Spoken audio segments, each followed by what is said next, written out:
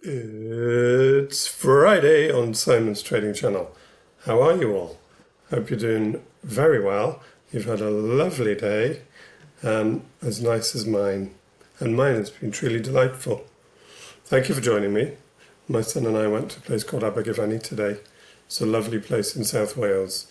And if you have the time and the means, I suggest you visit it. There's a beautiful river called the Usk that runs through it. It's got a great castle. And every year they have a food festival.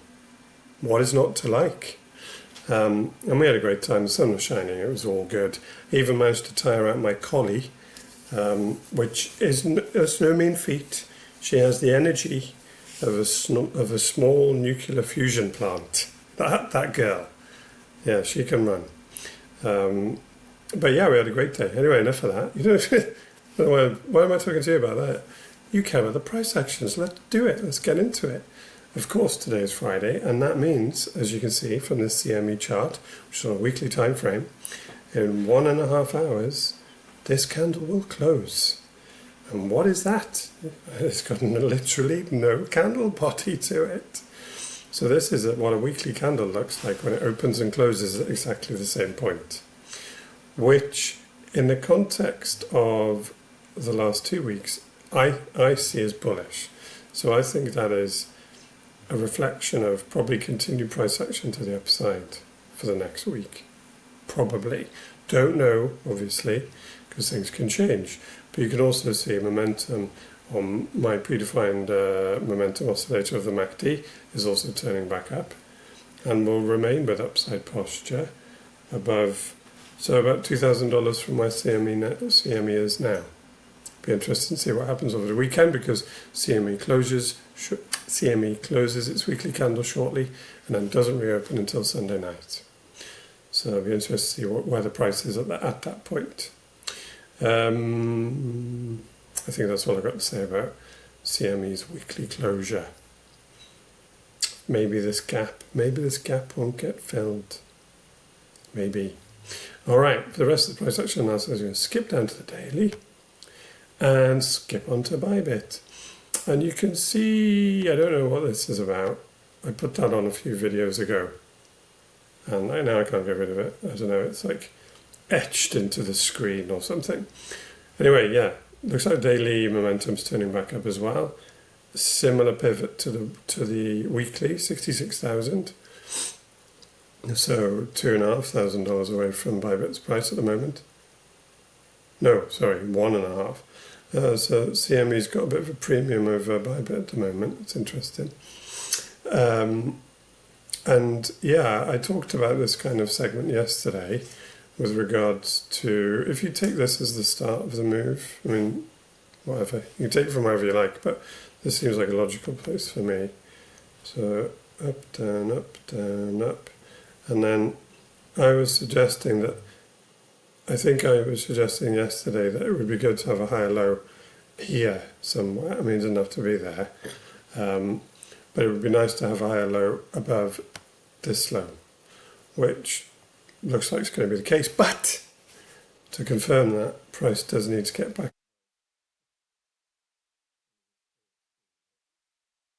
This does need to close daily candles back above here. And these two candle bodies are at 68,250 and the wicks are probably 68.5, yeah they are. So 68.5 on a daily closure may happen tonight, maybe over the weekend, who knows. But that would probably give Bitcoin another little push up. And I wouldn't be surprised if it then pushes up somewhere close to 70,000. I would not be surprised at all. And anything else I want to say on that? Daily? No, I don't think so. Yeah, it's been at this support resistance level for a while. So you can see this. Starting from over here. If you draw it more or less straight across, so you can see there's a section there and a section there, that's support resistance. And then where it hit here is support resistance. So, yeah, I'd like to see Bitcoin close the daily above that. and then you'd like to see it act as support. So much like this. So for a perfectly technical move, that would look absolutely marvellous for the mighty gold coin. But we'll see. I bet it looks nothing like that. It actually does. It does look like, this is going to be a good stab at somewhere close to the all-time high, though, is what I would say at the moment. Things could change. Things could change tomorrow. You never know with Bitcoin. Never know with Bitcoin. Which is partly the reason why I get to do a video about it every day, because it gives me ammunition to do such. Try doing a video every day on, I don't know, gold price action. You won't see many of them online. Should never go at gold.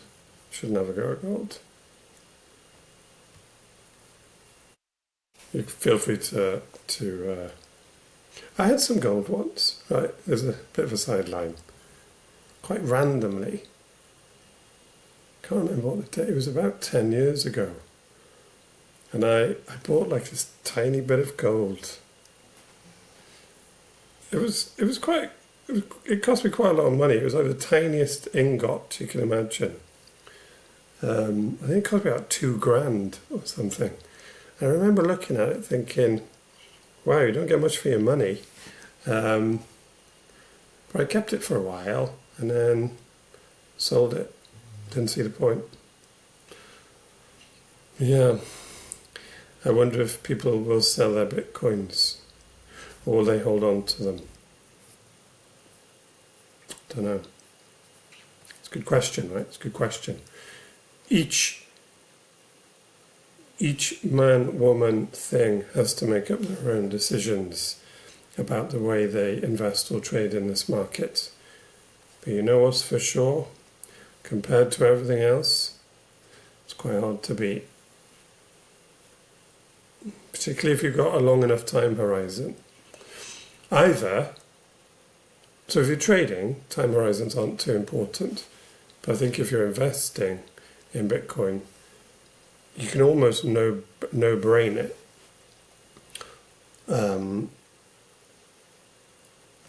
Based on what it's done historically, you can sort of no-brain your entry if you've got a long enough time horizon. So for example, if you did buy this top, well then you'd be just about back in profit, having waited for 3 years. But that's literally your worst case scenario so far, right? Any other point, and this is only Bybit, hasn't even got the full history. Full history obviously is on Bitstamp. So worst case scenario, you bought in there, you'd be just about back in profit now if you'd held on to it and didn't sell on the way down. At any other time, backwards and indeed forwards, you'd be in the money. So, interesting. There are other charts that look like this. NASDAQ looks like that. But the rate of change of NASDAQ is nothing like the rate of change of Bitcoin. So, whatever. Anyway, it's not financial advice. I'm not a financial advisor. Do you know what? I couldn't think of anything worse than being a financial advisor. And also, this might go down very badly, but why do we go to financial advisors? I've actually never been to one. But why do people go to financial advisors? Think about it. If you're a financial advisor, you're probably not very rich. So if someone's coming to you asking you to advise them the best place that they can put their money so it gets more, why would you go to someone who's not very rich? Don't get it.